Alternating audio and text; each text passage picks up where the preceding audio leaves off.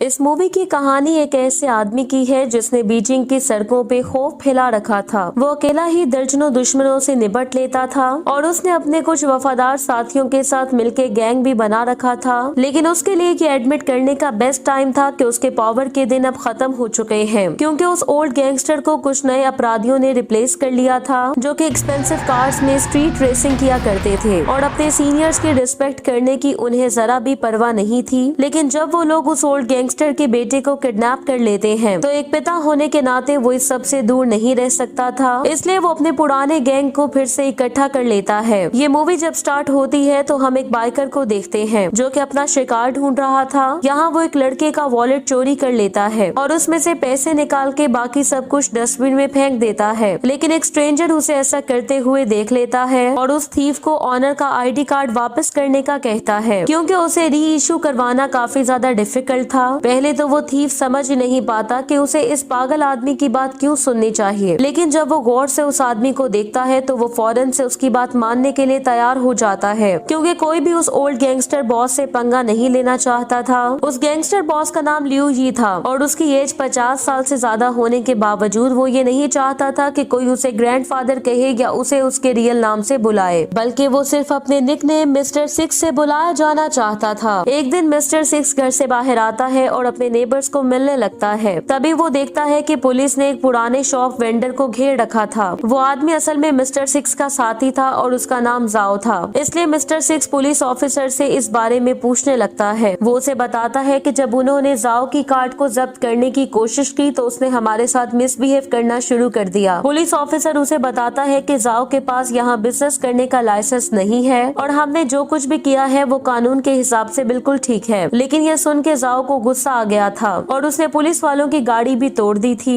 अब mister six को सब कुछ समझ आ चुका था, इसलिए वो जाओ को कन्विंस करता है कि वो पुलिस वालों को उसकी कार्ट ले जाने दे और इसी के साथ ही वो उनकी गाड़ी तोड़ने पर कंपनसेशन के तौर पे उन्हें कुछ पैसे भी देता है। लेकिन वो पुलिस वालों को भी उन्हें फेयरली ट्रीट करने का कहता है, क्योंकि पुलिस वाले ने जाओ को थप्पड़ मारा था, इसलिए वो इसके बदले पुलिस वालों को भी थप्पड़ मारना चाहता था और तभी वो उसे थपकी देने लगता है, जिसके कारण पुलिस वाले का चेहरा तुरंत पीला पड़ जाता है। लेकिन फिर मिस्टर सिक्स उससे कहता है कि उसका वो मतलब नहीं था जो वो कहना चाहता था। वो तो बस ये चाहता था कि पुलिस वालों को भी अपने गुस्से को कंट्रोल करना चाहिए। जिसके बाद पुलिस वाले वहाँ से चले जाते हैं। अगले दिन मिस्टर सिक्स जाओ को न्यू कार्ड बनाने में उसकी हेल्प करता है और काम करते हुए वो मिस्टर सिक्स के बेटे शियाबो के बारे में बात करते हैं, जिसे उसने पिछले 6 महीनों से नहीं देखा था क्योंकि वो घर छोड़ के चला गया था। जाओ यहाँ मिस्टर सिक्स को एडवाइस करता है कि उसे शियाबो को ढूंढना चाहिए, क्योंकि अगर उसे अकेला छोड़ दिया गया तो वो गलत कंपनी चुन लेगा। लेकिन मिस्टर सिक्स देख के ऐसा नहीं लग रहा था कि उसे अपने बेटे की कोई फिक्र थी। नेक्स्ट सीन में हम देखते हैं कि मिस्टर सिक्स को पुलिस स्टेशन से कॉल आती है जो कि उसे इन्फॉर्म करते हैं कि उसके पुराने साथी स्क्रैपर को जेल में डाल दिया गया है। इसलिए मिस्टर सिक्स एक सैलून पे जाता है जो कि उसकी पुरानी फ्रेंड हुआ मैनेज कर रही थी। मिस्टर सिक्स उससे कुछ पैसे लेता है, जिसके बाद वो पुलिस स्टेशन जाके स्क्रैपर को आजाद करवा लेता है, जिसके बाद वो उसे अपने घर ले आता है और उसी से ही मिस्टर सिक्स को अपने बेटे के बारे में भी पता चलता है जो कि अब एक अपार्टमेंट में रहता था। मिस्टर सिक्स जिसे पहले तो अपने बेटे की फिक्र नहीं थी, वो अब कुछ कुछ उसके लिए परेशान रहने लगा था। इसलिए अगले ही दिन वो उस जगह पहुंच जाता है जहां का एड्रेस स्क्रैपर ने उसे दिया था। वहीं बाहर उसे अपने बेटे के शूज मिलते हैं, जिससे उसे ये रियलाइज हो जाता है कि उसका बेटा यहीं रहता है। इसलिए वो डोर को नॉक करता है और कुछ देर बाद जब डोर ओपन होता है तो उसे पता चलता है कि वो उसका बेटा नहीं बल्कि उसके बेटे का फ्रेंड था, जो कि उसे बताता है कि शियाबो यहाँ इसलिए नहीं है क्योंकि वो बहुत बड़ी मुसीबत में फंस गया है। कुछ दिन पहले वो बेटर्ड फेस के साथ घर आया था और कल रात तो और भी बुरी थी क्योंकि उसे किसी ने किडनैप कर लिया था। शियाबो के दोस्त ने उस टाइम रिकॉर्डिंग कर ली थी जब वो लोग शियाबो को किडनैप कर रहे थे, जिसे वो मिस्टर सिक्स को दिखा देता है। लेकिन वीडियो से कोई भी ऐसा क्लू नहीं मिल सकता था जिससे वो शियाबो को ढूंढ सके, इसलिए वो मजीद इन्फॉर्मेशन इकट्ठी करने के लिए शियाबो के कुछ और साथियों के पास जाता है, जिनसे उसे पता चलता है कि शियाबो एक स्ट्रीट रेसिंग गैंग लीडर की गर्लफ्रेंड को डेट कर रहा था। गैंग लीडर क्रिस को जब इस बारे में पता चलता है तो वो काफी ज्यादा गुस्सा हो जाता है और इसी कारण उसने शियाबो की पिटाई भी की थी। लेकिन शियाबो ने गुस्से में आके क्रिस की नई कार पे स्क्रैच कर दिया था, जिसके कारण क्रिस ने उसे किडनैप करने का फैसला किया था और वो चाहता है कि शियाबो को किसी भी सूरत में उसकी कार 3 दिन में रिपेयर करनी होगी और अगर वो ऐसा ना कर सका तो उसे अपनी जान देकर उसकी कीमत चुकानी होगी। ये सुनकर मिस्टर सिक्स काफी ज्यादा परेशान हो जाता है। इसी दौरान उसे उसे क्रिस के गैंग का एक पुराना मेंबर मिल जाता है, इसलिए वो एक पैकेज डिलीवरी पर्सन के तौर पे उससे मिलता है और मौका मिलते ही वो उस पे अटैक कर देता है, जिसके बाद वो उसे शियाबो के बारे में इन्वेस्टिगेशन करने लगता है। मारे जाने के डर से वो गैंग मेंबर मिस्टर सिक्स को सब कुछ बता देता है और इसके बाद वो उसे उस जगह ले जाने लगता है जहाँ उन्होंने शियाबो को रखा था। लेकिन इस दौरान वो अपनी स्पोर्ट्स कार को इतनी तेजी से ड्राइव कर रहा था कि मिस्टर सिक्स को चक्कर आने लगते हैं, इसलिए वो उसे गाड़ी रोकने का कहता है। वो जैसे ही फ्रेश एयर के लिए बाहर आता है तो तभी उसके सामने एक और स्पोर्ट्स कार आके रुकती है, जो कि असल में गैंग लीडर क्रिस ड्राइव कर रहा था। यहाँ वो दोनों गैंग लीडर एक दूसरे को घूरने लगते हैं, लेकिन फिर क्रिस अपनी गाड़ी बैक कर लेता है और वहाँ से चला जाता है और इसी मौके का फायदा उठाते हुए क्रिस का साथी भी वहाँ से भाग जाता है। अगले दिन जब मिस्टर सिक्स अपने साथियों के साथ ब्रेकफास्ट कर रहा था तो तभी हुआ उसे ये एडवाइस करती है कि उसे इस किडनैपिंग केस की पुलिस को रिपोर्ट करनी चाहिए, लेकिन स्क्रैपर उसे एडवाइस करता है कि उसे क्रिस और उसके गैंग को खत्म कर देना चाहिए। लेकिन मिस्टर सिक्स इन दोनों आइडिया से एग्री नहीं करता था। वो सबको पेशेंस से काम लेने का कहता है ताकि वो अपने मेथड से इस इशू को सॉल्व कर सके, जिसके लिए वो सबसे पहले क्रिस के गैंग की गैदरिंग प्लेस पे पहुंच जाता है। मिस्टर सिक्स यहाँ क्रिस से रिक्वेस्ट करता है कि वो उसे उसके बेटे से मिलने दे और क्रिस अनएक्सपेक्टेडली उसकी रिक्वेस्ट मान जाता है। वो जब शियाबो को मिस्टर सिक्स से मिलवाते हैं तो वो अपने पिता को देख के खुश होने की बजाय उनसे रूडली बिहेव करने लगता है, लेकिन फिर भी वो अपने बेटे की हेल्प करना चाहता था और क्रिस को 2000 युआन देने की ऑफर करता है, इस उम्मीद के साथ कि उनकी गाड़ी का नुकसान पूरा हो जाएगा। लेकिन वो लोग मिस्टर सिक्स की इस ऑफर को सुन के उस पे हंसने लगते हैं, यहाँ तक कि एक गैंग मेंबर मिस्टर सिक्स को थप्पड़ मार देता है और तभी उसे पता चलता है कि उस गाड़ी को ठीक करवाने के लिए उसे 1 लाख युआन की जरूरत है, क्योंकि वो कोई आम सी गाड़ी नहीं थी।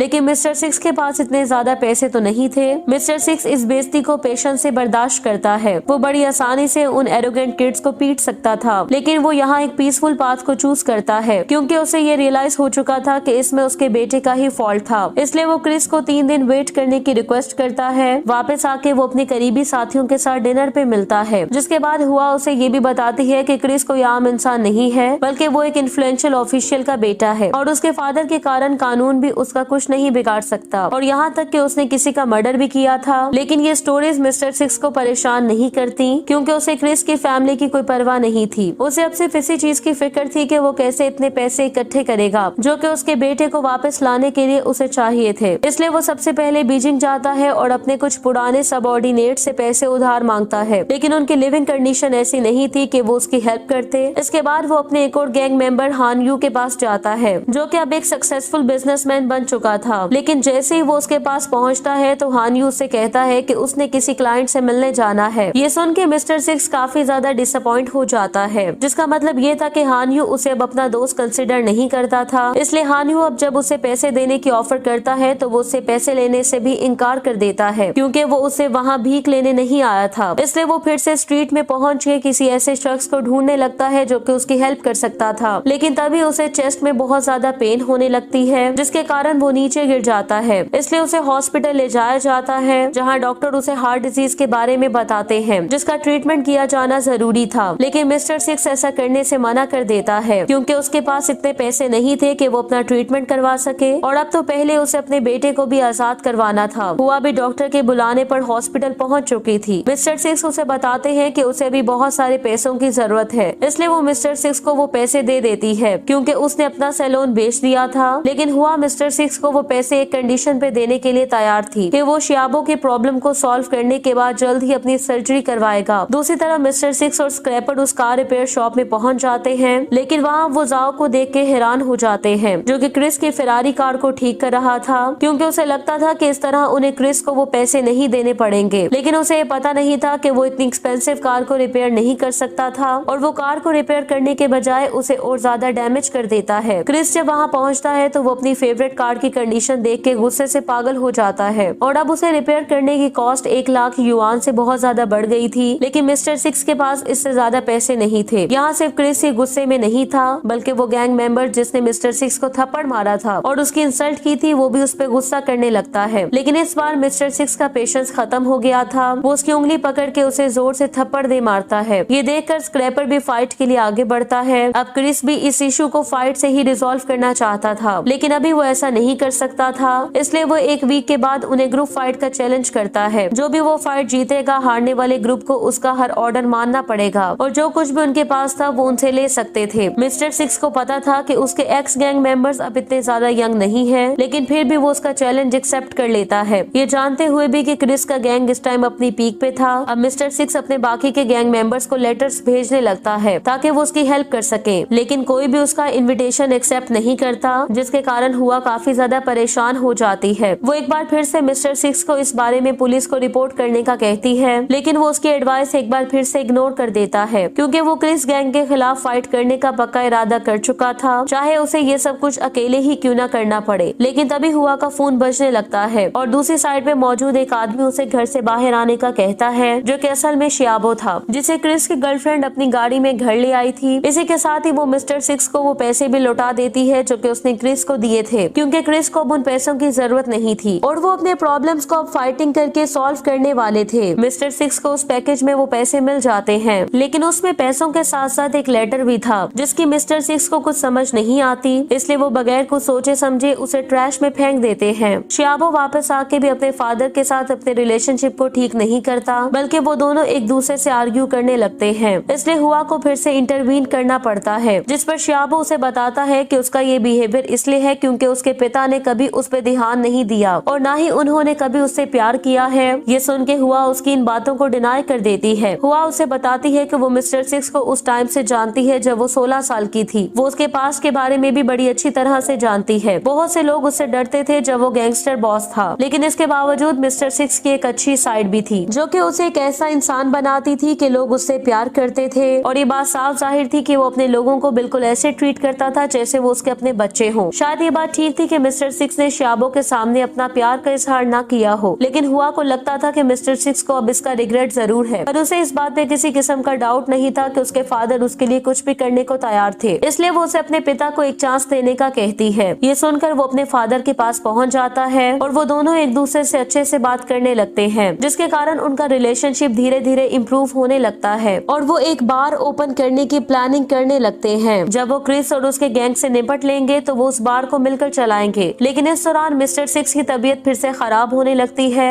इसलिए उसे हॉस्पिटल ले जाया जाता है, जहाँ शियाबो को पता चलता है कि उसके फादर को हार्ट की प्रॉब्लम है और डॉक्टर उन्हें बताती है कि मिस्टर सिक्स की कंडीशन अब पहले से ज्यादा खराब है, इसलिए सर्जरी के बगैर वो बिल्कुल ठीक नहीं हो सकता था। इसके बावजूद कि मिस्टर सिक्स का पुराना दोस्त हानियो हॉस्पिटलाइजेशन और सर्जरी की पूरी कॉस्ट पे करने के लिए तैयार था, लेकिन फिर भी वो इसके लिए तैयार नहीं था। नेक्स्ट सीन में हम देखते हैं कि शियाबो और मिस्टर सिक्स हुआ को इग्नोर करके हॉस्पिटल से चले जाते हैं। वो जब घर पहुंचते हैं तो उन्हें पता चलता है कि उनके घर में किसी ने तोड़फोड़ की थी, यहाँ तक कि उन्होंने मिस्टर सिक्स के फेवरेट बर्ड को भी मार दिया था, जिसके कारण वो काफी ज्यादा दुखी हो जाता है। वो जब उसे दफना के घर आने लगते हैं तो तभी रास्ते में उन्हें क्रिस का गैंग मिल जाता है, जो कि मिस्टर सिक्स से लेटर के बारे में पूछने लगते हैं, लेकिन मिस्टर सिक्स को इस बारे में कुछ भी पता नहीं था। पर वो लोग मिस्टर सिक्स की बात मानने के लिए तैयार नहीं थे और वो उसे थ्रेटेंड करने लगते हैं, जिसके कारण मिस्टर सिक्स को गुस्सा आता है और वो उन पे अटैक कर देता है और शियाबो को मदद ढूंढने के लिए वहाँ से जाने का कहता है। लेकिन इससे पहले कि शियाबो ज्यादा दूर जाता, वो अपने फादर पे उन गुंडों के अटैक से उन्हें कोलैप्स होते हुए देख लेता है, इसलिए वो फौरन से वापस आ जाता है और यकीनन वो शियाबो को एक बार फिर से वहाँ से भागने नहीं दे सकते थे, इसलिए वो उस पे एक आयरन रॉड से अटैक कर देते हैं। जल्दी उसे हॉस्पिटल ले जाया जाता है, जहाँ मिस्टर सिक्स जो कि अभी भी ठीक था, वो अपने बेटे को इस कंडीशन में देखता है तो उसकी गैंगस्टर सोल फिर से जाग जाती है। वो बदला लेने के लिए स्क्रैपर और उसके गैंगस्टर्स को लेके क्रिस की शॉप पे पहुंच जाता है, जहां वो हर तरफ तोड़फोड़ करने लगते हैं, लेकिन उन्हें क्रिस और उसका कोई भी साथी वहां नहीं मिलता। इसी दौरान फोन की घंटी बजती है, जहां कोई मिस्टर सिक्स को बताता है कि वो उनका लेटर वापस कर दे। वो आदमी उसे बताता है कि वो लेटर उस पैकेज में था जिसमें पैसे थे। अब क्योंकि मिस्टर सिक्स को उस लेटर के बारे में पता चल चुका था, इसलिए मिस्टर सिक्स फौरन से घर आके उस लेटर को ढूंढने लगता है, जो कि उसे एक ट्रैश कैन में मिल जाता है। वो जब उसे चेक करता है तो उसे पता चलता है कि वो लेटर क्रिस के अकाउंट की स्टेटमेंट थी, यानी कि क्रिस के फादर ने क्रिस के नाम पे स्विस बैंक में अकाउंट खोला था ताकि करप्शन से बनाया हुआ पैसा वहां रख सके, और उस अकाउंट में अब तक $7.8 मिलियन